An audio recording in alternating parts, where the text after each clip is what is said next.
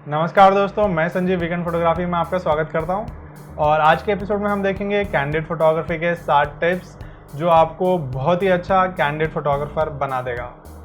तो आइए सबसे पहले जान लेते हैं कि कैंडिड फोटोग्राफी क्या होता है। कैंडिड फोटोग्राफी जब भी आप किसी सब्जेक्ट की नेचुरल मोमेंट में फोटोग्राफ लेने की कोशिश करते हैं without them knowing about it, उसको आप कहेंगे कैंडिड फोटोग्राफी।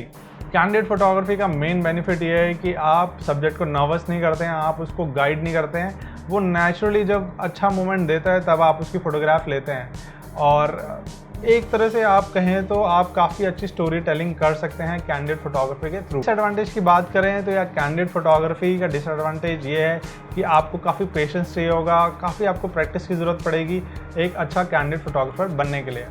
तो चलिए टिप्स की तरफ बढ़ते हैं। पहली टिप ये है कि आपको अपने कैमरा को मास्टर करना है। जितना आप अपने कैमरा को मास्टर करेंगे उतने ही आप बढ़िया फोटोग्राफ कैंडिड ले पाएंगे। क्योंकि क्या है कि जब भी आप कोई मोमेंट आता है तो ऐसा नहीं होना चाहिए कि आप कैमरा की सेटिंग में ही उलझ गए। कैमरा जब आपको पूरी तरह आपको पता होगा, आपको अपने लेंसेज की पूरी नॉलेज होगी, तो आप जैसे अपने हाथ को आगे या पीछे करते हैं बिना ज़्यादा दिमाग लगाए, अलग से दिमाग नहीं लगाना पड़ता है, राइट। तो ऐसे ही आप जब कैमरा की सेटिंग चेंज कर रहे हैं या फिर लेंस को आगे पीछे कर रहे हैं तो आपको दिमाग नहीं लगाना है। वो ऑटोमेटिकली शरीर की तरफ से आना चाहिए कि ऐसे करूँगा तो ऐसे आईएसओ बढ़ जाएगा, ऐसे करूँगा तो अपर्चर चेंज हो जाएगा, ठीक है। तो आपकी बॉडी का एक तरह से हिस्सा बन जाना चाहिए आपका कैमरा, आपको अगर कैंडिड फोटोग्राफी करनी है तो चलिए बढ़ते हैं सेकेंड टिप की तरफ। सेकेंड टिप ये है कि प्रिडिक्टिंग द मोमेंट। जी हाँ, आपको मोमेंट प्रिडिक्ट करना है। तो क्या आप एक एस्ट्रोलॉजर बन गए? नहीं, आपको बेसिकली मैं समझाता हूँ। तो जैसे एक फादर से उनका बच्चा मिल रहा है, ठीक है, उनकी तरफ लेट सपोज भाग रहा है किसी इवेंट में, तो जैसे वो मिलेंगे यार आपको पता है कि वो हग करेगा, जो फादर है अपने बच्चे को हग करेगा, उसको किस करेगा, उसको गोल गोल घुमाएगा, अलग अलग इमोशंस एक्सप्रेस करेगा। आपको ऑलरेडी पता है कि ये सब जैसे ही बच्चा अगर अपने माँ बाप की तरफ भागता है तो ये मोमेंट वो देने ही वाला है। तो आपको रेडी रहना है, आपको कैमरा अपना सेटिंग ऑलरेडी पता है, और जैसे ही वो मोमेंट आता है तो आप क्लिक क्लिक क्लिक अलग अलग मोमेंट आपने क्लिक कर लिए। तो इसी को आप कहेंगे प्रेडिक्शन।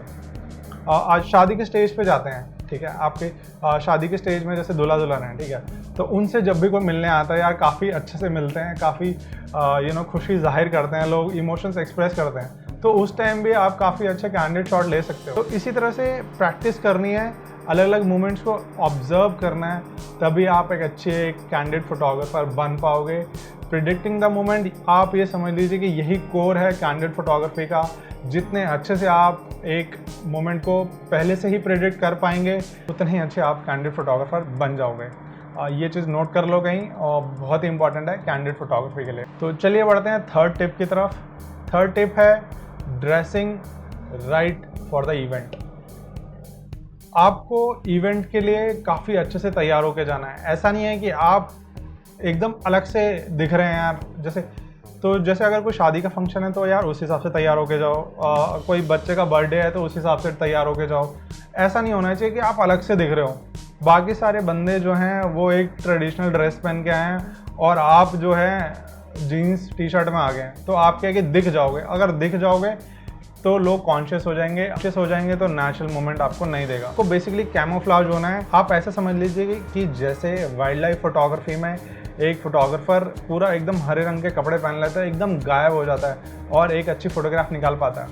ऐसे ही आपको इवेंट में जाना है, इवेंट के हिसाब से ड्रेस होना है और आपको बारातियों में घुल मिल जाना है। आप पता भी नहीं लगना चाहिए कि आप कहाँ हो, और आप यूं घुस के इधर उधर से फोटोग्राफ निकाल लो, ठीक है।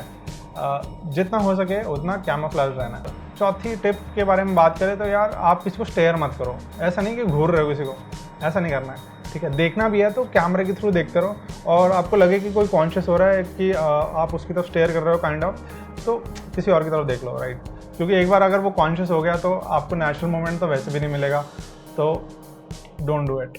फिफ्थ एंड मोस्ट इंपॉर्टेंट चीज़ है कि यार आपको अपने एंगल्स पहले से पता होने चाहिए। लेट सपोज बर्थडे का केक यहाँ पड़ा है, ठीक है, आपको कुछ शॉट नीचे से लेने हैं जिसमें केक को फ्रंट में रखना है, बच्चे को या फिर उनके पेरेंट्स को बैकग्राउंड में ब्लर करना है, या फिर केक को आपको ब्लर करना है और उन लोगों को फोकस में रखना है, तो ये सारे एंगल आपको पहले से दिमाग में होने चाहिए, वरना क्या है कि वहाँ उस टाइम अगर आप प्रैक्टिस करने लगोगे तो मूवमेंट मिस हो जाएंगे। और ये बहुत ज़रूरी है कि आपको अपने सारे के सारे एंगल जितने भी आप ट्राई करने वाले हो ये ऑलरेडी आपके दिमाग में होना चाहिए, तो आपको बेसिकली रेडी हो। 6 टिप की बात करें तो वो होगी लाइटिंग द सीन।